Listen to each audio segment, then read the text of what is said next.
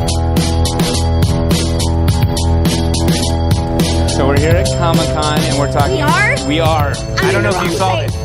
What? She meant to be at WonderCon. I thought I was on Mars. That's fine. Well, welcome back from Mars to Comic-Con. Thank you so much. Thank you. I welcome you back to Earth. But we were talking about this awesome video game that you're a part of, DC, or Lego DC Supervillains. Yep. And you're playing Silver Banshee. So for people that maybe have never heard of this character, can you tell us a little bit about them and what the variation of that character is like in this game? Yeah, so I voiced Silver Banshee first in Suicide Squad Hell to Pay, Okay. which was a wonderful straight-to-video WB Home Right, Entertainment movie that came out. We premiered it at WonderCon this past year. Honestly, she is a wonderful character. Silver Banshee has a dark history, as most supervillains are wont to do. She's had her experiences back and forth in the Netherworld and felt betrayed by her clan in some of the old canon.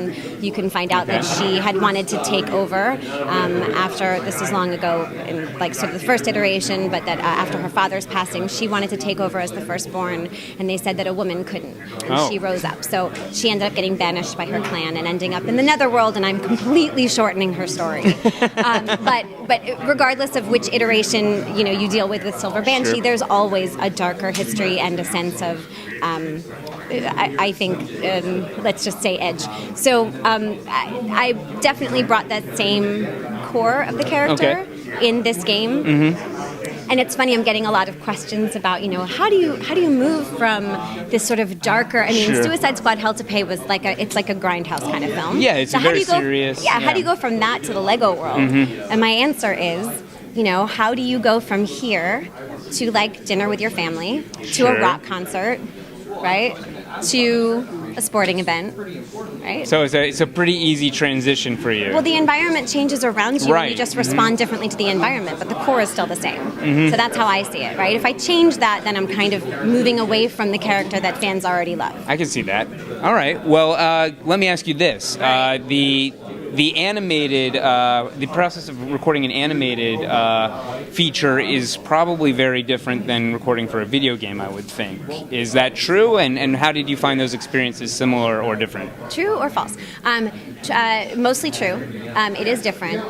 The major difference is, for me, I really like doing as much research as possible. Okay. And you can't read the whole script of a video game. Okay. So it's an impossibility, right? It's too big, and I don't think we've ever had access, and I don't know if I could, thousands and thousands and thousands of pages. Sure. And probably in like a tree format, because it all has to come back. So because of that, I don't get the full context in a video game. Right? With an animated film, I've read the entire script. I know the arc of the character. I know where we're going. So it's a trust game. A lot of times I come into a video game session, I've never seen the lines before. Sometimes I get them ahead of time, but a lot of times I don't. And I have to look down the page and just jump into the character and hope that the context I'm given will be enough for me to get it the first time, and know and trust that if it's not, the director and the developers will give me what I need to guide me so that I fit more seamlessly into the game. So it is a different process in that way. Do you play a lot of video games yourself? The pat answer you hear from a lot of voice actors is we don't have time. We don't have time. So I know what it would be like for me. Sure. I tend to get obsessive about research anyway, so imagine what it would be like if I got completely entrenched in a game. So I can't afford the time. That being said, there are certainly games that I play at times, but generally speaking, I watch all the cutscenes I can. I watch gameplay videos and cutscenes pretty much every day. I like to stay on top of what every developer is working on and getting a sense of sort of the aesthetic of a specific developer or a game that they're working on, so that A, if I'm asked to be in the game, B, if I have to audition for it, or C, if I just want to do something collaborative with that company, that I understand what they're going for. And that really keeps me more current. Well, we will wrap up with a question we've been asking everyone. It's video game centric, but I'm sure you can handle it. I know. It's a lot of pressure. It is, I understand. I have some fear. I'm not going to lie to you. Don't be afraid. Okay. we know video games have a lot of elements, extra lives, return screens, power-ups, things like that. Is there an element of video games that you would like to have access into in your real life? Yeah, I'd like to be able to jump over obstacles because I'm really clumsy. So if I could just be able to push a button and jump over the thing that I didn't see. I normally wear glasses, so I can't see below this line because that stuff's going to be kind of blurry. So if I could just have something that when I start to trip over something, I can jump. A Mario type jump? Yeah, that would be great. Right, I'd love that. That'd be great. Awesome. I get fewer bruises that way.